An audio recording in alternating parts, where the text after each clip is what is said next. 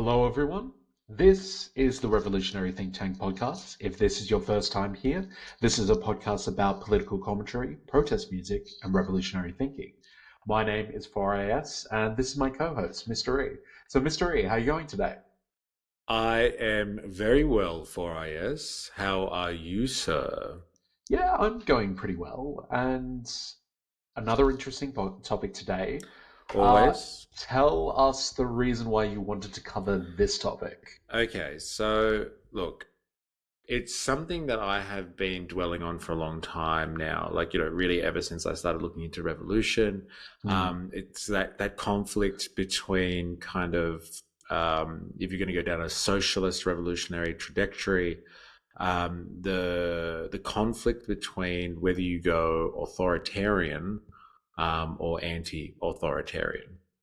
And so I've always found that I don't know if this is just wishful or utopian thinking, that I've always thought that you could go along a revolutionary trajectory or as a socialist, um, and stick to an anti kind of authoritarian style of socialism, and that would be the most um, ethical form of socialism. And as I've delved more and more into theory and dealt with various tankies and hardcore right wingers on the internet, especially, um, I've really kind of had to grapple with kind of some of the points that are argued by said hardcore leftists, that authoritarianism is kind of a necessary evil and it can justify itself. And I've kind of put myself through that thought experiment and thought about it, and then again, more recently, I've come around to kind of thinking again that the authoritarian measure is not right. It's not the answer, even if it is more efficient, let's say.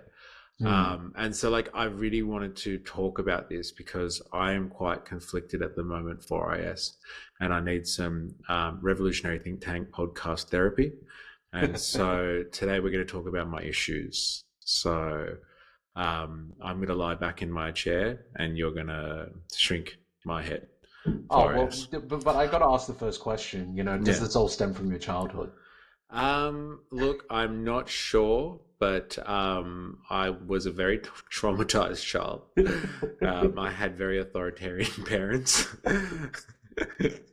Okay, no, Yeah, no. Okay, I'll stop with that bit. But yeah, uh, yeah, no, it's a fair question. Democracy or dictatorship as the title I want to pitch. yeah, But yeah. I think the first thing you have to realize is break down, what sort of uh, society do you come from? Because I'd imagine some place like Australia, which is a liberal democratic society, or at least tries to present itself that way, Mm, is very different to on the other side of the sea at China, which is the mix between state-run enterprises as well as market-run run enterprises, yeah, and yeah, where AUKUS and America are trying to convince us to get nuclear subs because they're threatened by what China is doing in various market capacities. But yeah, yeah. The China it's threat. Yep, yep. yeah, Rawr. Yeah. but you have to take it from your I guess where you're based because Hmm. how society structures in Africa in comparison to Australia are probably very different. Yeah, look, a lot of this has been spurred on as well by the fact there's a bit of talk going on at the moment among, questionably left intellectuals, let's call them, Okay. about this idea that kind of authoritarian capitalist states, so like, proper capitalist countries like Singapore is being Okay. heralded at the moment as this shining example of how you can have, a capitalist society, but it's really run by an authoritarian regime. You know, like they have elections and stuff like that. But like the opposition party in Singapore is like the opposition leader lives in exile. He's not Yeah, actually allowed in the country. yeah. Doesn't he Like live kind in of Malaysia? yeah, something crazy Yeah, like that. Like yeah. doesn't even is not even allowed to step foot on soil. So like why they have like democracy, like it's literally like it's just an authoritarian regime. Now you have these kind of people that are discussing now, like on the right, obviously, but like just more generally in discourse that like if you want to do capitalism right now, where we are in the 21st century, you've got to just like ditch democracy and kind of go authoritarian. And this is like Yeah. very different to the way that like the Western world has portrayed their, you know, their societies when compared to, you know, evil communists and stuff like that. Oh, you know, we have freedom and we love democracy and all that sort of stuff. And now people are starting to like, this is coming up as a real talking point here. It's just like, oh, well, how did like, you know, Singapore do such amazing things and stuff like that? That's all because they have like more of an authoritarian government. So like, you know, maybe it's okay to ditch the democracy part if you really want to have functioning capitalism, right? Because like the free market is just absolutely in shambles at the moment. Like the economy is going down, cost of living crisis, you know, inflation, et cetera, financial crises, you know, looming, Hmm. you know, bubbles going to burst in housing markets, financial markets, all the usual capitalist drama. But like, it seems like it's really kind of, you know, coming to a head at the moment. And like Westerners are really questioning whether or not we should be just kind of having a less democratic way of doing things because it's inefficient, is the argument, I think. If you have an Hmm. authoritarian government who kind of plans things or just tells people how to do it and organizes the economy for the capitalists, then everyone can go on and make profit and be way more efficient about their, you know, cutthroat business activities. And so like there's this train of discussion in kind of liberal Western um, discourse, political discourse at the moment.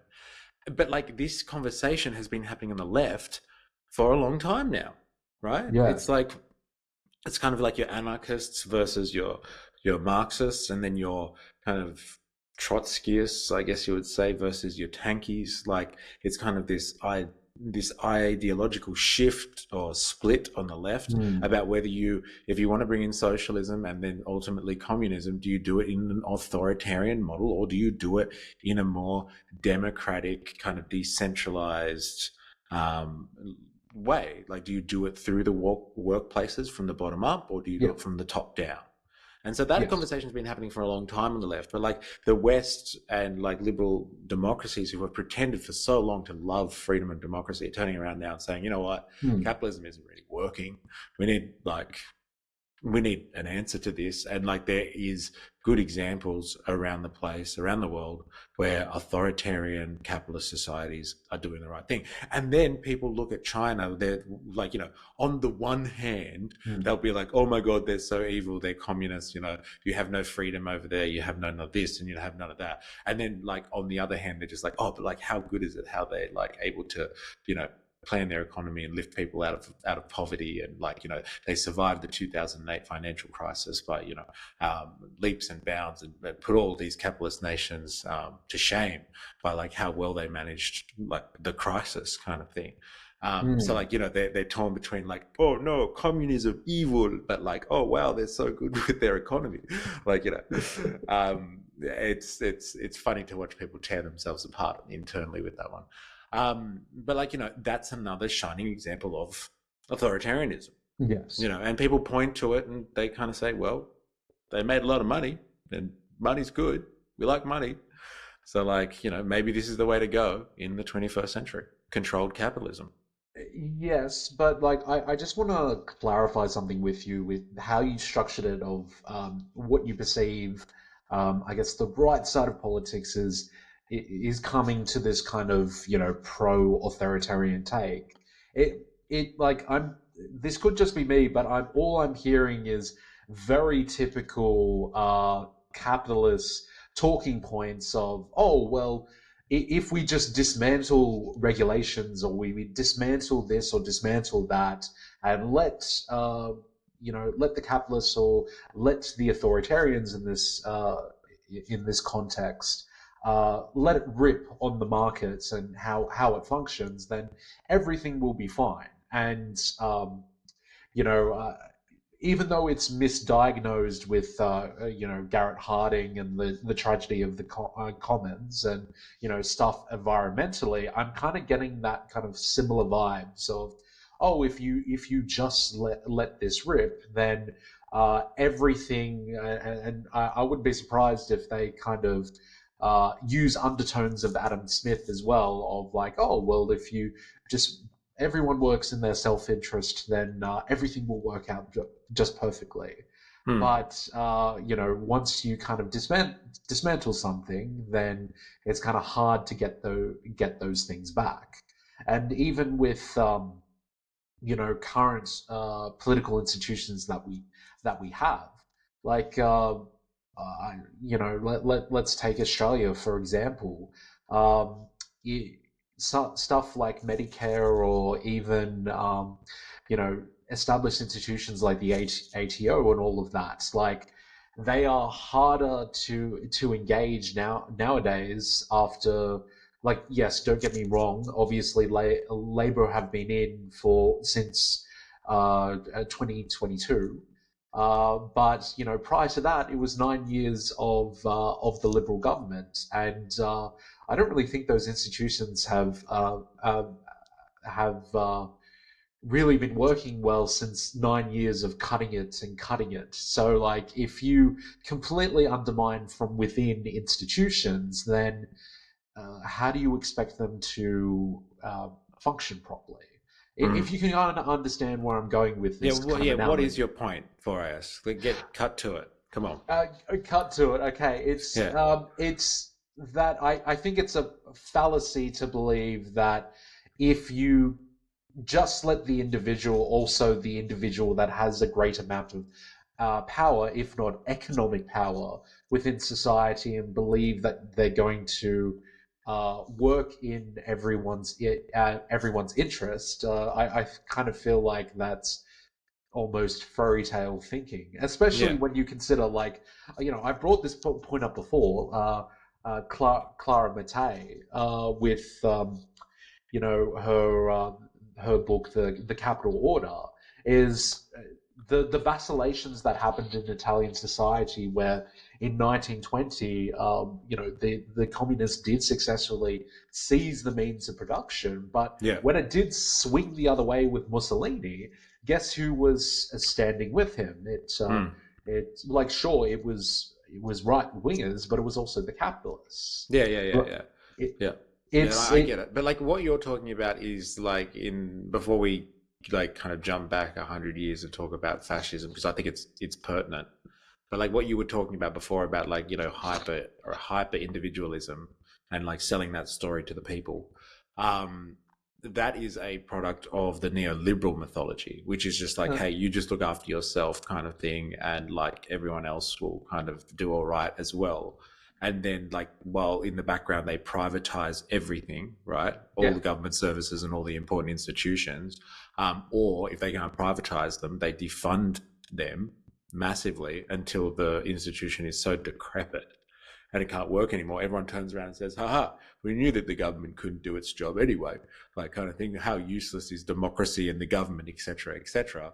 And then, right, that's what you're Yeah, talking about. I guess I was broadly referring to Yeah, starving yeah, the beast, because that's starving the the beast, and because then because like I guess I was broadly speaking about starving the beast, yes, but that was in line of, like, that sort of authoritarian talking points was reminding me of starving the beast, and we've realized that all it was uh, a way to kind of undermine the institutions so you could reap the yes, profits from them, yes, but like rather. this has actually happened though for Yes, us. Like this has yes, actually happened to the institutions quite generally across the Western world and across even the developing world, have been eroded by neoliberal ideology. yes, And people are now turning around and saying, well, the state can't function, right? And it must be yes, democracy's fault.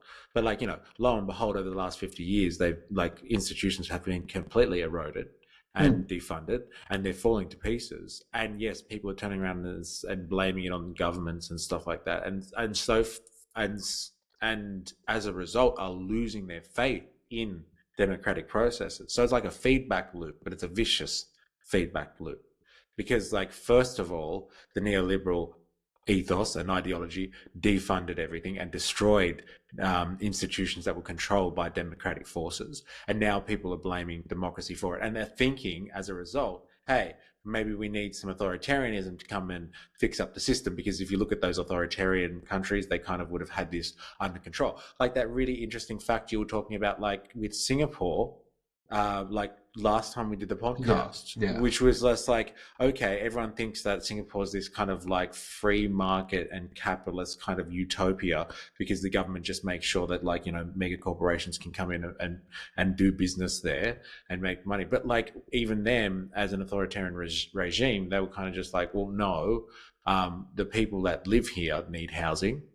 And so like they were like, what was the answer? They gave them housing. Like, you know, like that's pretty, you know, some people would describe that as, oh, you can't do that, that's communism, like kind of thing. You know, you should have just let the free market do its thing, and the free market will provide for everyone, because it's just, you know, invisible hand, laissez-faire, like etc etc. Random Adam Smith quote, as many as you can jam into one sentence.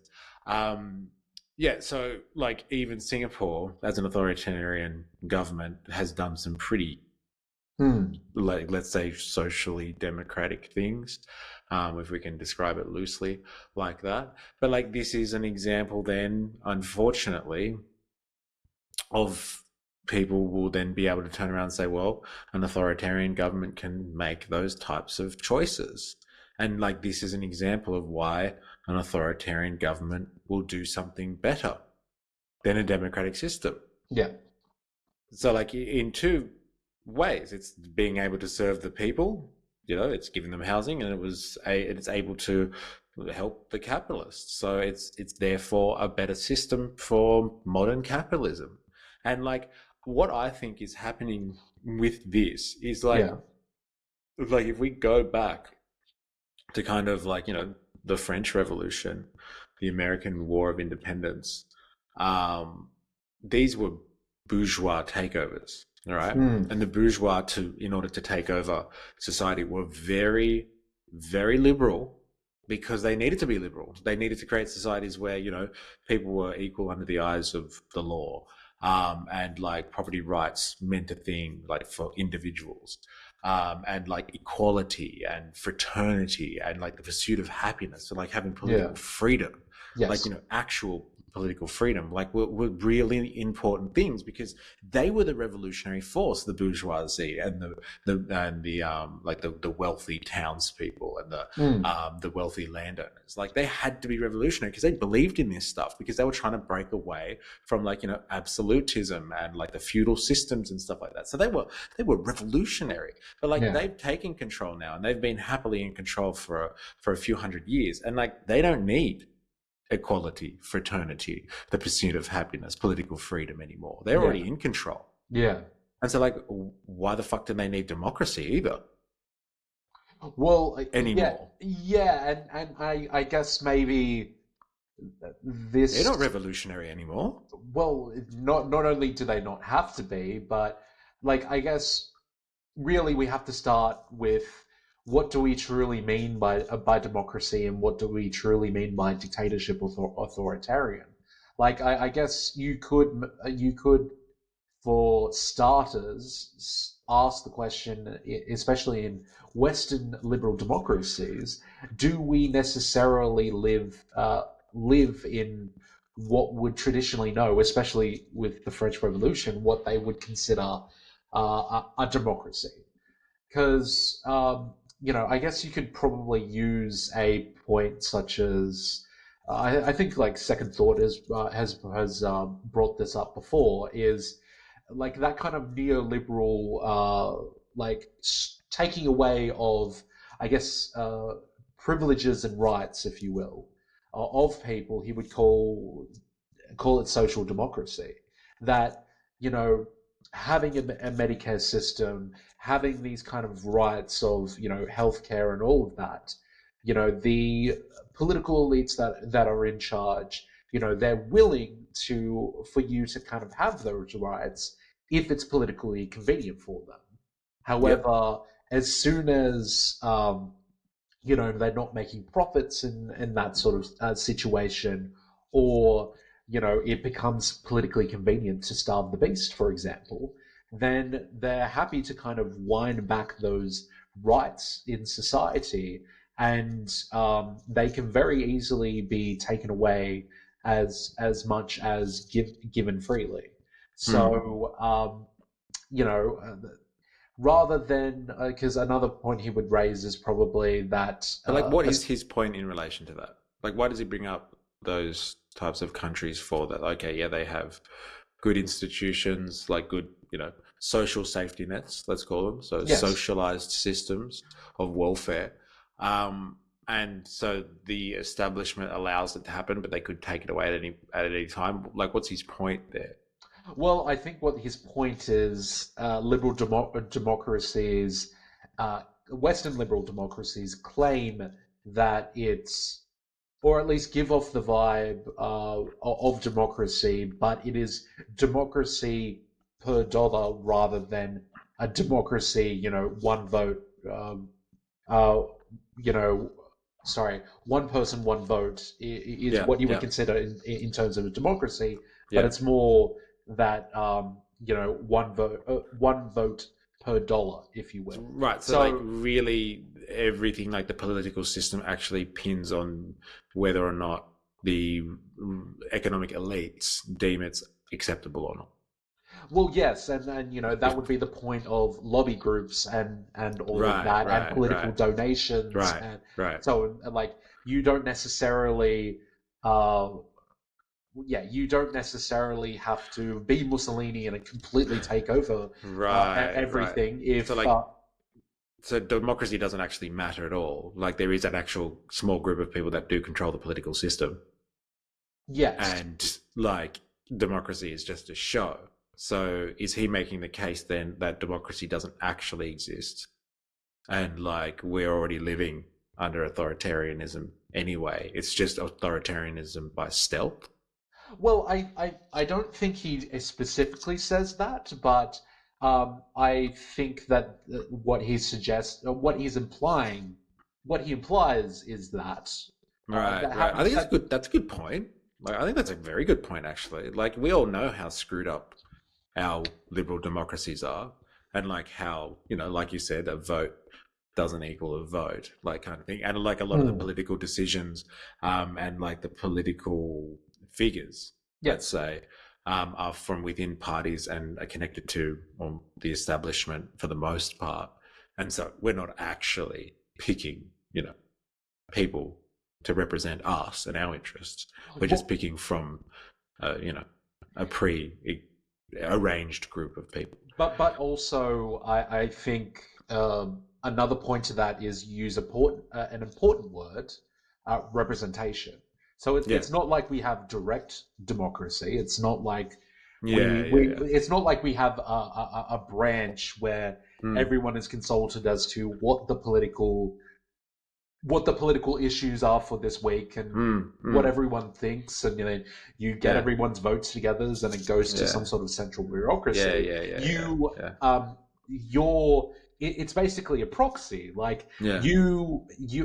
when you vote for the person in your area that is going to represent you. And i Yes, i yes. think more his point is that yes, but if that representative can be bought via political donations, especially, I think he was using low-hanging fruit, which is America, with the super PACs and like all Mm, of the mm. millions and millions of dollars that go into political donations for both the Yeah, Democrats yeah, and yeah, the yeah, Republicans. So basically, if your political representative can be bought, then yeah. is it true democracy? It is a true democracy, yeah. And look, I think there's a lot of good kind of discussions to be had on authoritarianism in the political space. But like, authoritarianism is not just limited to the political field. Let's talk about things like freedoms, right? So like, an authoritarian argument against, kind of like, all right, China might be good with the economy and they're competing with the US and they've done some wonderful things, but like, there's limitations on your freedom. your freedoms in an authoritarian society like China, Yes. right? You Yeah. can't speak bad about the party. You can't speak bad about Xi Jinping. Hmm. If you do that, you can be kind of locked up, or maybe they'll cut your family off entirely from being able to exist in the social network, and like they'll be cut off from all of their social ties. Like there are real ramifications for the thing that we call, having political freedoms, and like, free speech, let's say, as And loose to as be that is. honest, friendly Geordies might have talked about it on your behalf, but you've dealt with someone where they dealt with those sort of consequences.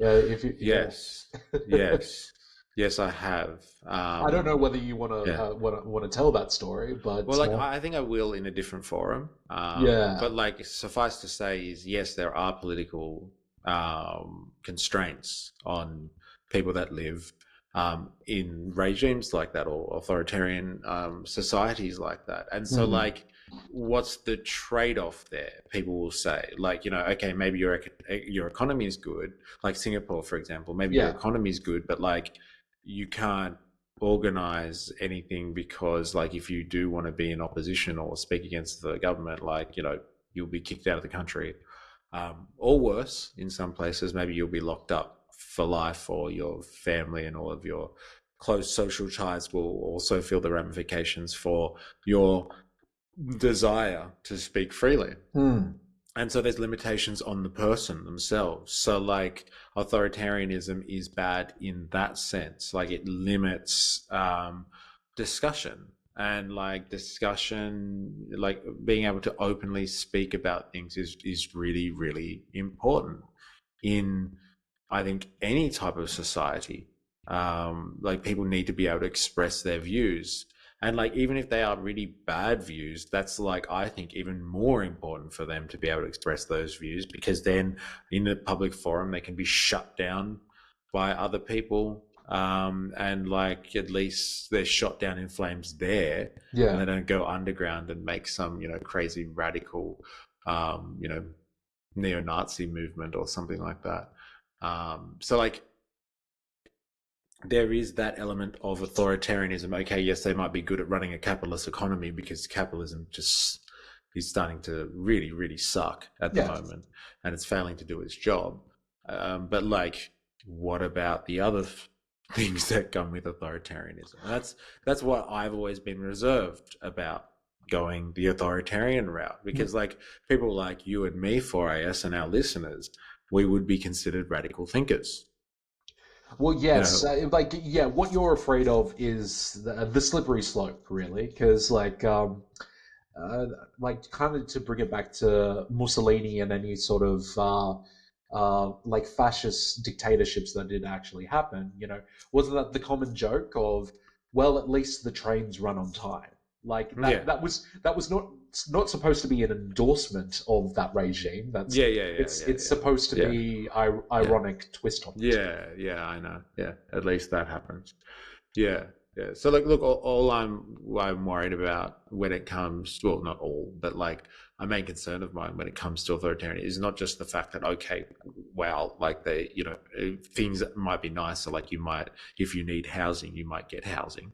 Yeah. And like, if you need access to goods and services, you might actually get them because someone's actually controlling it, as opposed to Yes. leaving it up to the free market. But like, then the trade-off is, okay, well then you can't talk about anything that is deemed inappropriate, because then you can get locked up for that. And like, there's arbitrary rules that can control you. If, let's say, you're um somehow associated with the party, or that's in control, then like you get certain luxuries and access to certain goods and things that other people don't get Yeah. access to. Now, and I'm not saying that doesn't happen already under capitalism, because let's be honest, it does. It's not what you know, it's who you know. Yeah. So it already exists under the capitalist democratic system anyway.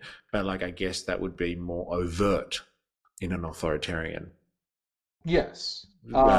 society, because like they wouldn't care about hiding that sort of stuff under layers of smoke screens and such. Yeah. Yeah. And that was that kind of brings us back to, for example, the Vivek Havel stuff that we've discussed previously. Is like that's the reason why he always brought in those philosophical terms like living within the lie, and like the at least the Soviet Czechoslovakians uh, that he were existed with was it was all about a show of how you supported the party. It didn't really matter as to whether you believed it or not. It was a Mm. matter of surviving. Right, right. Like how I'm assuming it would have been in like a feudal society and like a society with an absolute monarch. Yeah. Like, you don't have to actually believe in the king or the queen or whatever, but you have to show extravagantly and pay your respects to them. And as long as you're convincing enough in the court, you get to enjoy all the luxuries of that high station. So, like, there's not much difference there between authoritarianism and, autocracy and monarchies and stuff like that. And so, like, it's just authoritarian is, that same kind of problem with the arbitrary rule of kings. It's just done instead of under a feudal order, it's done under a capitalist society. So it's done with free market relations. And so, like, now we can start talking, I guess, about what you brought up before about fascism. So, like, Hmm. authoritarianism is one thing, authoritarian market societies. Yeah. But, like, fascism is like next level, like next level authoritarianism. Like, it's not just authoritarianism because, like, capitalism needs or the free market needs someone to really put their hand on the steering wheel and make sure it goes in the right direction. Like, fascism is like a complete takeover of the social fabric of society, with like a bunch of capitalists that are just going along for the ride, if you know what I mean. Yes. If that Like, makes any sense at all. well, yes, it does because just because it's politically convenient for you to let the fascists take control now. They're you know to think that they won't use their new I guess state power in order to influence you to get for you to do what they want. That would be, well, naive of the capitalist, because Mm, yeah, they might be joined together today, but that doesn't necessarily mean that they're going to be compliant tomorrow. mm. Well, like, there's this interesting book I'm reading at the moment. Oh yeah. It's by an American.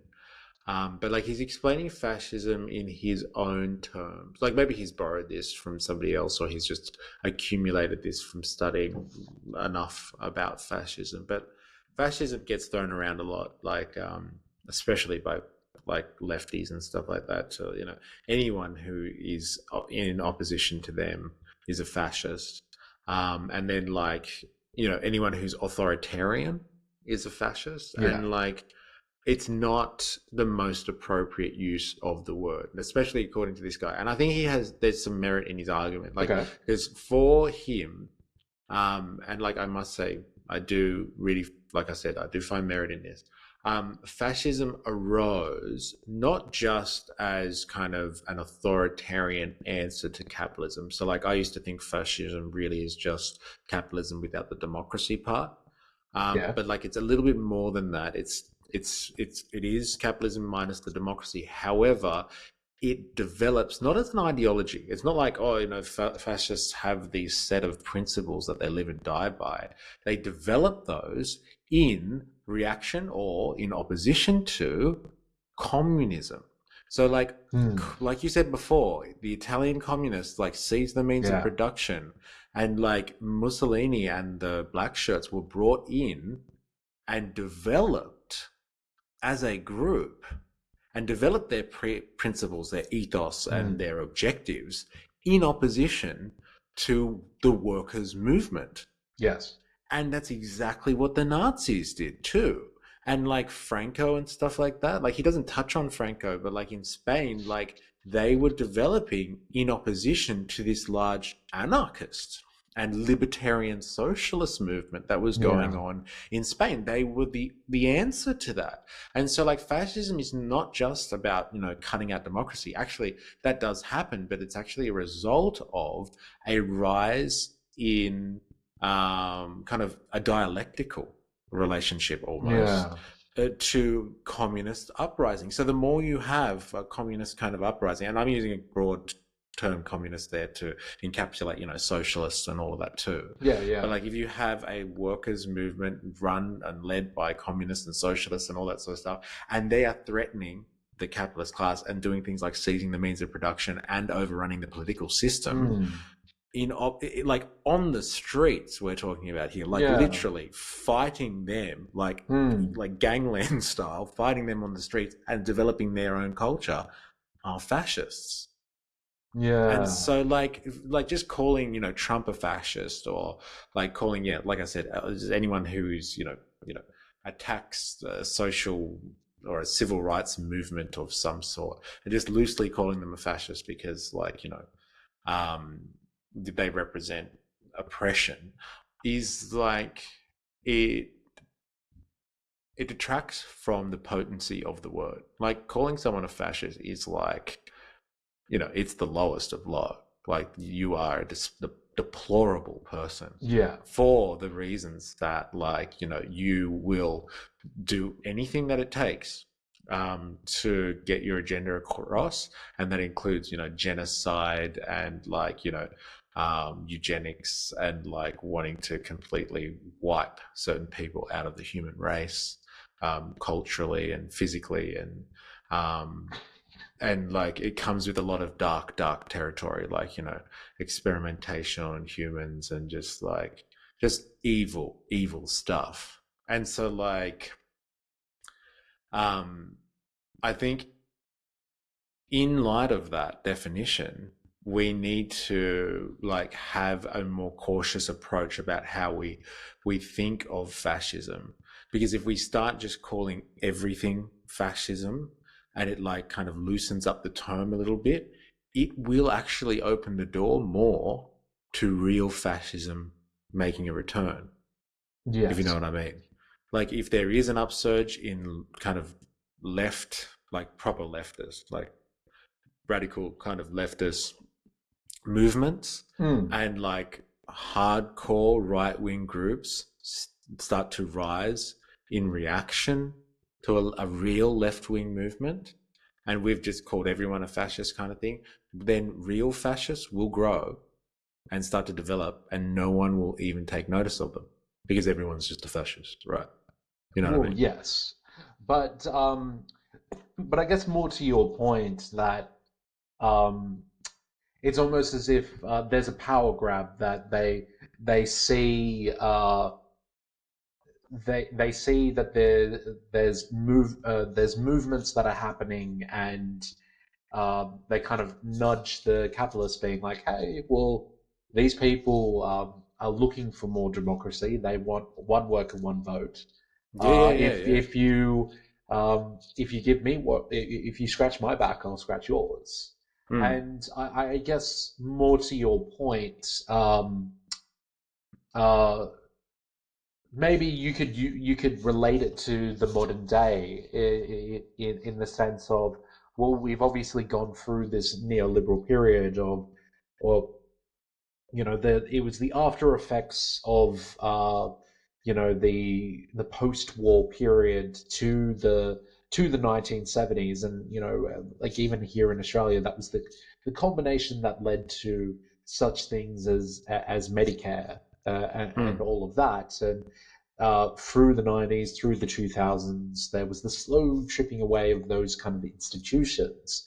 You could say the starving of the base that has happened in whatever Western liberal democracies. That's a great point for, I guess, your Marine Le Pens of this world, and all of that, to say, well, hey, there's this broad like leftist thing that is now not working. If you just give me the reins, and I've got the simple answers, that it's it's migration that's the problem. It's it's this that's the problem, it's that's the problem. If you just give me the reins for a few terms and that sort of thing, I can solve everything. But I don't Mm. know, once you give power, Yeah. you don't know where that's necessarily going to lead. Yes, yes, yes, 100%.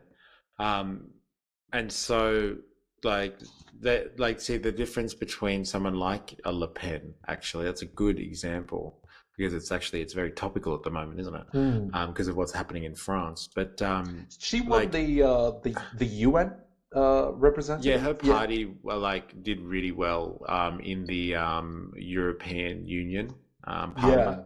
yeah, yeah. And they've just done like the best out of all of the parties in the first round of the parliamentary vote in France itself, because Macron dissolved the parliament after that EU election. Yeah. And so they've had to go back in and do it again. And like they did really well in the first round. They have like a 2 round kind of system there. So Right. the people that get above a certain percentage of the vote will then go into the second round. And then you can only pick from those like kind of the big players, as Right. opposed to all the little parties that have just been cut out of the first round because they didn't meet the threshold. And so, yeah, Le Pen is kind of like, and her party, like their version, it's the National Front, basically, which is a right wing party, but it's not a fascist party. And like people will call someone like that a fascist because like the thing with fascists, like the Nazis, for example, and I'm pretty sure like Mussolini did the exact same thing, but like they didn't actually like get voted into power. Okay. Like they, don't get me wrong, they were politically active and people voted for them. But like they didn't have a majority even. They formed a coalition with other parties, the Nazis. And then like kind of once they were able to form a coalition, they did some pretty dirty tactics to get rid of their kind of opposing political parties, Yeah. and brought in some quick laws, and then changed once they were kind of in the system, then changed some things pretty quickly, to kind of like kill their opposition and Hmm. like bring in some emergency measures. So like um, they did a lot of dirty tactics to kind of take control. It wasn't a democratic process. The people didn't vote them into power exactly. Yes. Um, so like fascists don't exactly use the democratic system like appropriately. And all I'm saying is it's not like they were like wholeheartedly approved by all of the German people, the Nazis, and like they won by a landslide vote. There was none of that stuff that happened. Yeah. They got in the back door through some creative politics and then just like kind of sealed the deal once they were in. Hmm. Whereas I'm assuming Le Pen, you know, if she gets in with the National Front, she's going to have to kind of play ball within the system. Um, like it's I think it's kind of a different scenario there. But like, yes, if But the I was using that as an analogy, though. no, no, no, no, Yeah, no. And yeah, I think it's an important analogy yeah, because like there is a distinction, I think, between fascists and just normal right wing people, or like they're still hard right, but like yeah.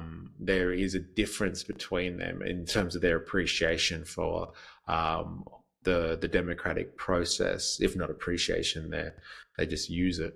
But like for the left though, and for democracy, um, it's important for us to kind of understand then what fascism is, Hmm. and what democracy really does mean at the end of the day. Because like if you have a workers movement or people on the left that are trying to uphold democracy, and like that develops into more of a radical kind of left-wing movement, and then you have, like I said before, this kind of right-wing rising in opposition to that. Hmm. That's where you get your fascism from. So like like if people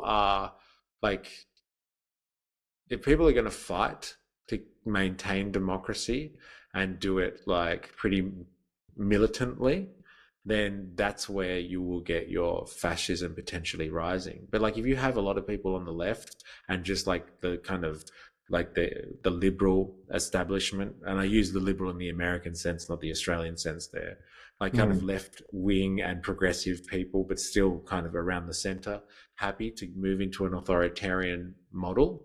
mm, If you have that kind of stuff developing, I'm not sure if fascism will kind of take a stronghold or not. It's different circumstances. Like fascism, if this person's definition is true, would develop in opposition to hardcore left organization, not a progressive and kind of centrist kind of left group of people accepting authoritarianism. That's mm. just authoritarian capitalism. And so, like, if that's the way the world is going to authoritarian capitalism as opposed to fascism, um, like, are we okay with that? And like, there's a lot of people on the left that are okay, it seems, like tankies and stuff like that, um, are okay with authoritarian tactics. They're all right with it.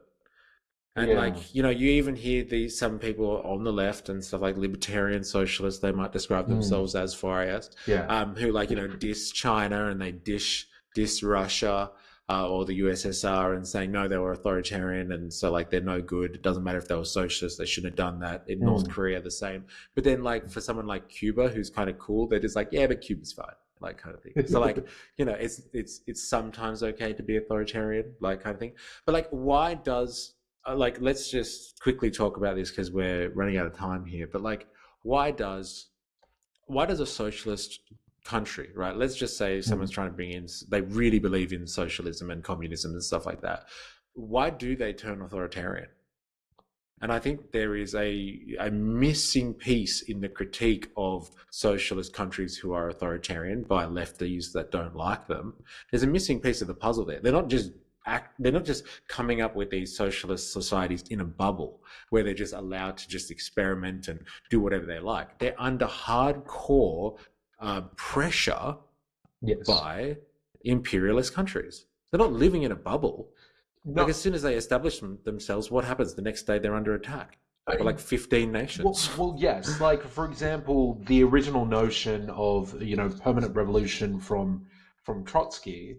Like the reason why, like I guess in maybe in the beginnings of the revolution of the Russian Revolution, like those sort of ideas kind of make sense. But the reason why Stalin eventually turned to, you know, what socialism in one country is because after they were successful in the Russian Revolution, it was basically, one conflict after the next conflict after the next conflict. Yeah, Like, as you say, it was the kind of in that pressure cooker that um, the reason why the ends justified the means is, went from that to like World War One, that then you were dealing with a bunch of armies, and then suddenly World War Two happened, and it was yeah, just one conflict after the next.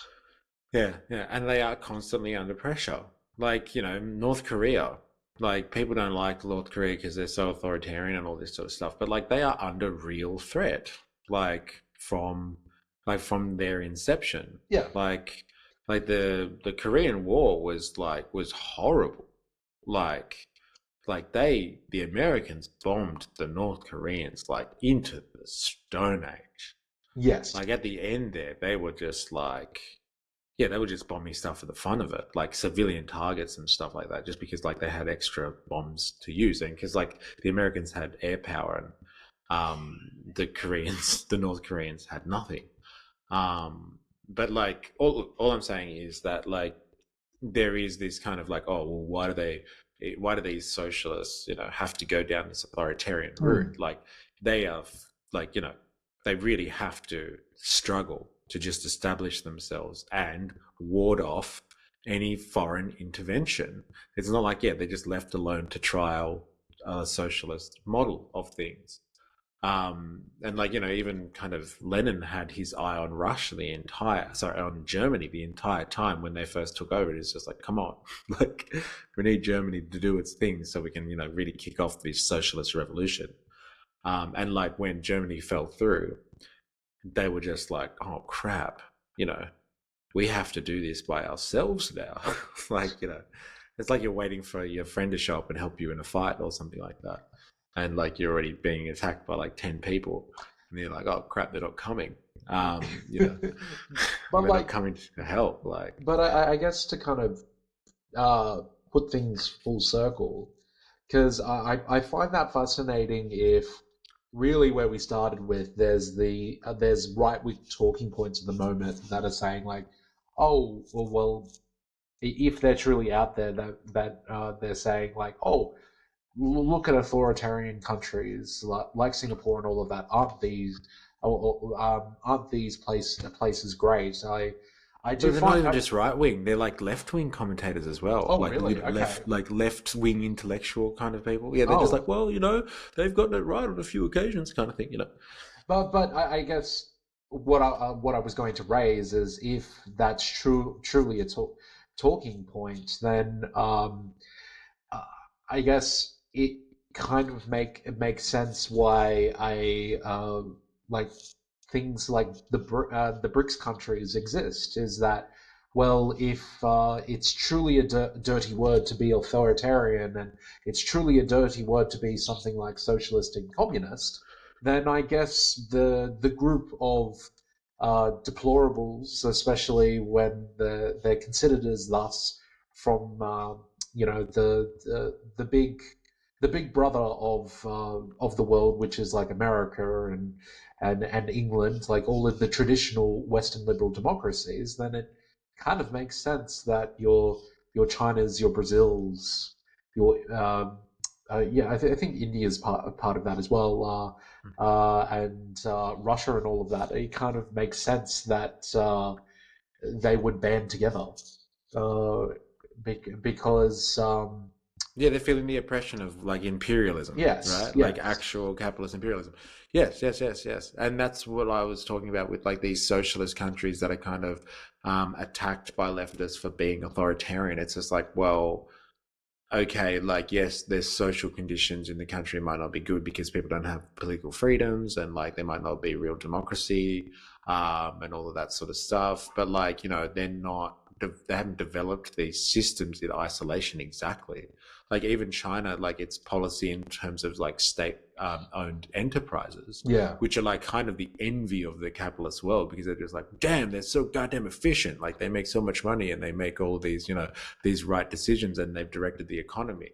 Like China didn't just do that because it was just like kind of I don't know, a good economic decision. It was going to make them lots of money. Like they kept those things state run because they didn't want to open them up to foreign control. Like they mm, have very much regulated China, which parts of the economy they were going to privatize when they opened up kind of to the Western world, and which ones they were going to make sure kept in China's hands because they didn't want foreign influence and foreign takeover, basically. So they yeah, kept those important parts of their economy in China's control. mm, So, like, as much as they've kind of opened themselves up to capitalism and, people kind of don't describe them as capitalist, like, they are very, very much capitalist in the sense that, like, most people in China now are wage workers, yes, whereas before they were kind of working in communes and, like, in, socialized industries. mm, So they were working for, yeah, nationalized sectors of the economy. They weren't exactly wage workers. They were kind of socialized. They are wage workers now. And like a lot of the means of production, if not like all of it, apart from, I guess you could say the state owned enterprises, are all owned by capitalists yes, and private hands. So yes, like that is pretty much a capitalist economy with some, sprinkling of state run enterprise. But like they did that on purpose to be able to hold off from the imperialist powers taking control. They didn't want America and the rest of the gang in there calling the shots in China. So they kept control where they needed to. And that's a response to living in a kind of capitalist imperialist world. yes, And so like these socialist countries that are authoritarian, maybe that is their only way to survive in the imperialist world. And so that's why they're authoritarian. So like I don't think the jury's out, for me anyway, about whether authoritarian socialism is acceptable. It's not acceptable, but then you have to really contemplate that, like, if you wanted to set up a socialist society right now, you're probably going to have to be authoritarian just to survive the onslaught that would come as a result of you trying to set that up. Yeah, but look, this could just be me thinking out loud, but there's like I guess with economics, they always talk about how every system, whether it's a from one end of the spectrum, a socialist, a socialist economy, to the other side of the spectrum, which is what they would call their, Western liberal democracies. Like every single economy in like every nation's economy is kind of a chopping up of what is considered part of the market and what is considered under the state, and like alternative like Yep, yep, economic markets and all of yep. that. Like maybe it's not so much of a stretch in uh, this sort of conversation to say, well, really, if why can't we talk about how each country there's an element of authoritarianness, and then there's elements that are democratic. Like Yep. each society is kind of broken up, and you know, like let's take Western liberal democracies. Like it can be true that it's $1 one vote, where yeah, the economic elites, or sorry, the political elites are in charge, and there's somewhat of um, like authoritarianness in the sense of um, they can just lobby all of of specifically what they want um, to get their economic advantage, whether that's housing, whether that's political donations and all of that. So like a sprinkling of if you will, authoritarianness, where it's not particularly obvious that they're influencing things, but Mm, on the outside, it's a Western liberal democracy, and yeah, sure, things work in favor of the capitalist, but there's on the surface, it's all about liberalism and democracy. Whereas if you flip it the other way, maybe as you were saying before in China, that yes, there is a market where they exist, and yes, they have opened it up, all the way back from Deng Xiaoping and all of that. yeah, yeah, But yeah. the state-controlled enterprises, as you were saying, they are the ones that are in control, and they privatize anything outside of that because it is markets and liberalism sprinkled into this sort of authoritarian regime. And Mm, there are countries that are all the ways in between that. So mm, maybe that is a decent a discussion to have. Like, where does each country exist on the democracy to dictatorship or authoritarian like spectrum, if you will? yeah, yeah, yeah, yeah.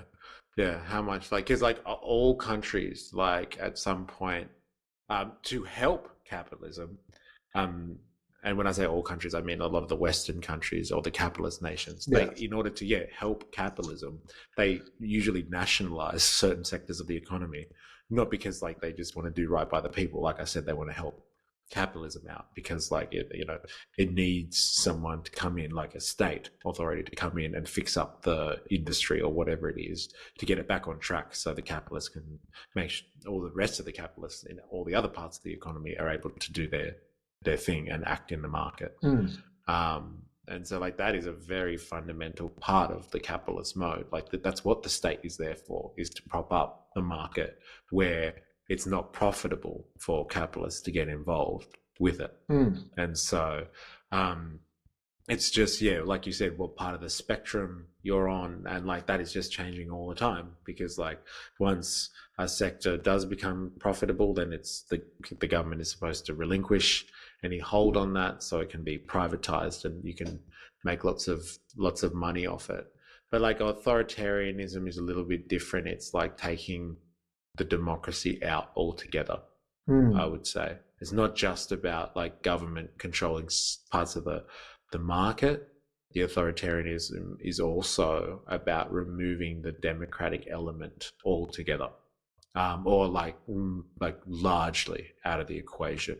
Oh yeah, but I was basically just thinking out loud, Yeah, like yeah, to be yeah, honest, maybe you're right. Maybe that sort of conversation of it's all just a spectrum. It's all a Zen diagram, as you were saying a couple yeah. of times. Zen diagram. Uh, honestly, I love that. I love Yeah, that. I don't know whether that was a yeah. It was. pronunciation. It Oh, it was. was Yeah, okay. yeah, yeah. I It was. That's why I was like, because then you said Venn diagram. I was like, oh, that's right. That's what it is. It's not a Zen Okay, diagram. okay. You know what, MysterE, take that as a compliment that I thought you did Yeah, that yeah. deliberately. No, I Um, did. I did. I'm gonna get it tattooed somewhere on my body. Thanks for it. well, yeah, everything doesn't necessarily have to be a Zen diagram where, like, oh, you have a sprinkling of authoritarian here, you have a Yeah, yeah. I sprinkling know. of I know. democracy here. Yeah, Like, you can just have hard limits. Like you can just say no, authoritarian mm, is XYZ, and if yeah, you delve into that slippery slope, then that's it. yeah. And But like, I do feel though that we're going that way, where authoritarianism is starting to become this answer to the failings of free market democratic societies. They're not looking at the problems with the free market. They're looking at the problems with the political order, and they're just saying, "Oh well, the politics is failing us. So like democracy is obviously inefficient. So let's move to authoritarianism. And at least that will control the market, right. the anarchy of the market." I feel like that is the way that discourse is going. Like, you always keep your finger on the pulse a lot better than I do at 4AS when it comes to political discourse and all that sort of stuff. So, like, I see this trend forming now. And, like, I guess over the next 12 months, we will start to see whether this is true or not. But I'm starting to see this is where the conversation is going. It's going to be like capitalism is failing. What do we need to do to fix this? And, like, democracy is going to be kind of like, oh, maybe it's outdated, and maybe we do need a bit more, you know, strongman stuff to fix up the place, if you know what I mean. Well, look, I'll agree with you in the sense of, well, say for example, next year, because I think we do have a federal election next year. If all of a sudden, I don't know, things massively change, and I don't Mm, know, the Clive Palmer comes back and romps in, or Pauline Hanson's party romps into the Kirribilli House and all of that, then look, I'll agree with you there. If mm. all of a sudden, Well, like, I don't know if it's going to be like that. If like look at what's happening in Britain at the moment. It's very likely that a Labour government's going to get in there. So right, people are dissatisfied with the Tories. I think people are just dissatisfied politically. That's what I'm saying. And so, right. like, they're going to question actually the legitimacy of democracy. Not like, oh, do we need to bring in right wing parties who will be authoritarian? They're just talking about generally has democracy passed its use by date? Well, I would call, yeah, you would say definitely Western liberal democracies, Yes, whether yes. they Have should. they have they passed their use by date? Because like economically, you look at someone like China or Singapore and you say, well, like, one claims to be socialist and they're authoritarian, the other one claims to be capitalist and they're authoritarian. Both do pretty well for themselves. Maybe the answer there is the authoritarian part. Yeah. I guess only time will tell, right? The only time will tell. Yeah. Only time will tell. And that's why I wanted to have a discussion about this, because like it is a discussion that's happened like, forever on the left, in terms of, your libertarian socialists and your anti-authoritarian socialists and your authoritarian socialists, to use the old school terminology for back in the day when the Marx and the anarchists were fighting. That's what how they used to split themselves into two camps. Were you authoritarian socialist, sorry, communist, or were you an anti-authoritarian communist? And that was the division. And like, this conversation is coming up again, and it's very, very interesting, because like there was so much faith in democracy back then, and like socialists and leftists thought that you could actually use the democratic system. That was the big rift as well, was between reform and revolution. And so there was this unwavering kind of faith that the democratic system would be there forever, and you could use it to your advantage. So like, what I'm questioning now is whether the democratic system, or the liberal democratic system, will stand the test of time at all in the face of authoritarianism itself. That's a very different question to be pondering. Yeah, I wouldn't be surprised, MysterE, if you've come out of this more despondent than you walked into this conversation. Yeah. Like, it's going to take a number of therapy sessions, I think, for us to kind of resolve this for me. This was just to scratch the surface, really, and we've raised more questions than we've answered. So, like, I feel like we've really achieved something here today for us. Thank you. Well, you know where I am, so come back whenever you like, mate. Thank you very much. And I thought that was a good discussion today. To finish us off, what's that synthwave art? So this one, what is that? Yes, like, honestly, honestly, this one was democracy and dictatorships analyzing society. Okay, so it's like Two-Face from Batman. Yeah, with she looks like Iggy Azalea. Yeah, like if Two-Face was Iggy Azalea or something like that. However, what I will say that is very interesting is the left one like kind of has a helmet or a visor. Yeah. And then the right one, it's very interesting because that side of her face, she kind of looks like um the authoritarian lady from Divergent. You know, the Do you mean on like our left or her left? no, our right. Our right. Yeah. Like she looks like the evil person from Divergent. Yeah, very interesting. Very interesting. Yeah, it's an interesting one. I just can't get Iggy out of my head here. But there's two things in the background. Can you see those? Like, Are they doors or well, I was actually windows? going to say they look like two parts of the the tablet, the commandments. Huh. Yeah. Yeah, because there's like writing on them or something like that. They kind of look like doors, but that's what came to my mind. And they're kind of split between the two, Yeah, they could be democracy or tablets. dictatorship. You Yeah, could be they onto look like something there. tablets. Yeah, it's very interesting, and definitely for an AI art generated to come up with like tablets. It's like I don't know, a callback to its ancient origins, the the origins of the written form. Very interesting. Okay, and with that, thank you for everyone for listening. If Mm, this is your first time here, remember to like, share, and subscribe. And remember to yes. keep thinking and keep learning. And I'll hand it off to you, Mr. A.